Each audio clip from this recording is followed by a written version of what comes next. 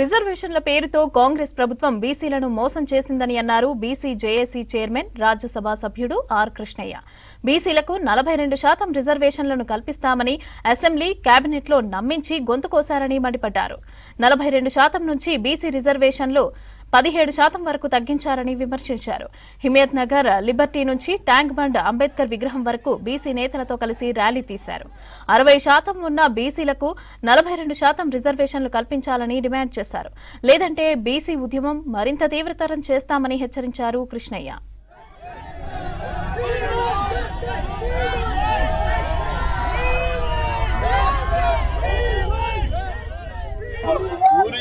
ఊరించి ఒక్కటేసారి 42 నుంచి 22కు తగ్గించి ఆ 22 కూడా అమలు చేయకుండా 17% తగ్గించి బీసీలకు దోషా చేశారు. దీన్ని మేము తీవ్రంగా ఖండిస్తున్నాం.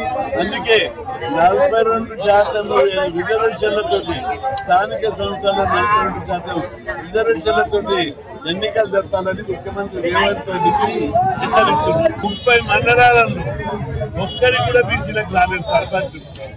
అదేవిధంగా ఒక జిల్లాలో ఆదిలాబాద్ లో 10% మన 22 కూడా కాదు 10% సర్పంచ్ నిర్ణయించారు. ఇక ఖమ్మంలో 9%, భద్రాచలంలో 0%, ఒక్క సర్పంచ్ కూడా బీసీలకు ఇవ్వలేదు. ఈ విధంగా బీసీలకు అడుగడుగున గొంతులు వచ్చారు. దీని మీద రాష్ట్రంలోని బీసీలంతా రైడిపోతున్నారు. ఒకవైపు హైకోర్టులో కేసు ఉంది. హైకోర్టులో కేసు ఉండగా ఆ జీవోని హైకోర్టు కొట్టేయలేదు. జీవో నెంబరు 9 ఉండగా హైకోర్టులో కేసు నడుస్తుండగా మీరు ఇంకొక జీవో ఎట్లా తీస్తారు?